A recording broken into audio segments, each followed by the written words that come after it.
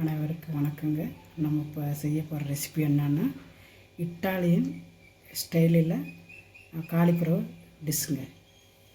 அதுக்கு தேவையான பொருள் பாருங்கள். 2 வரமிளகா, 2 தக்காளிங்க பேஸ்ட்டுங்க.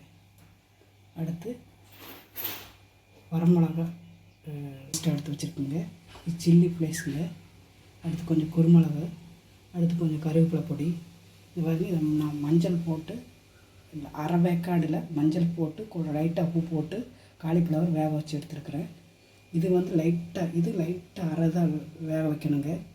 இது எடுத்துகிட்டு அடுத்து பாருங்கள், தேவையானது வெங்காயம், பச்சை மிளகாய், குடமிளகா, பெரிய மிளகாங்க.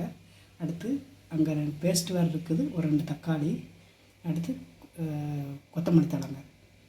பார்க்கலாங்க, எப்படி செய்யணும்னு பார்க்கலாம். ஃபஸ்ட்டு பச்சை மிளகா போட்டுக்கலாங்க. இது பெரிய பச்சை மிளகா, இதை போட்டுக்கலாம். 10 நிமிஷத்தில் வெங்காயம் போட்டுக்கலாம். இந்த டயத்தில் இந்த 2 தக்காளி போட்டுக்கலாங்க.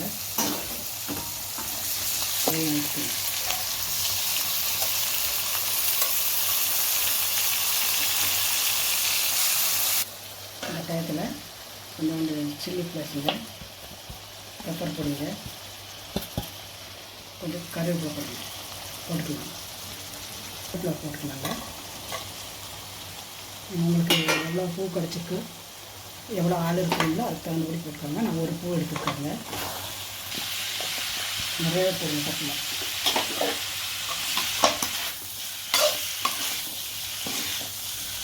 இதுக்காக தூவிக்கலாங்க.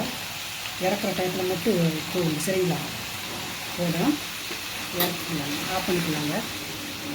கொஞ்சோண்டு தயிருங்க, கொஞ்சம் தயிர், உப்பு, கொத்தமல்லி தழை லைட்டாக போட்டுக்கலாம். இல்லை கருவேப்பிலையும் போட்டுக்கலாங்க. போட்டு நீங்கள் அவ்வளோதாங்க, ரெடி ஆகிடுச்சுங்க. இட்டாலியன் ஸ்டைலில் காலிஃப்ளவர் ரெசிபி ரெடி ஆகிடுச்சுங்க. இன்றைக்கான டிப்ஸ் ஒன்று சொல்கிறாங்க.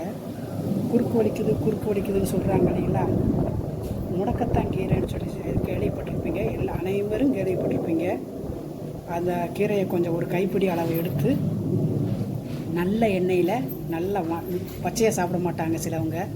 நல்ல எண்ணெயில் நல்லா வணக்கிக்கோங்க. ஒரு கைப்பிடி அளவுக்கு ஒரு 4 சொட்டு ஊற்றினா, 4-5 சொட்டு ஊற்றினா போதுங்க. வணக்கிட்டு கொஞ்சம் ஒரு பெப்பர் போட்டு டெய்லி சாப்பிட்டு வாங்க, சரியாக வருங்க. நம்ம சேனலை பாருங்கள் அனைவரும். நம்ம சேனல் வந்து தமிழ் கிரிக்குங்க.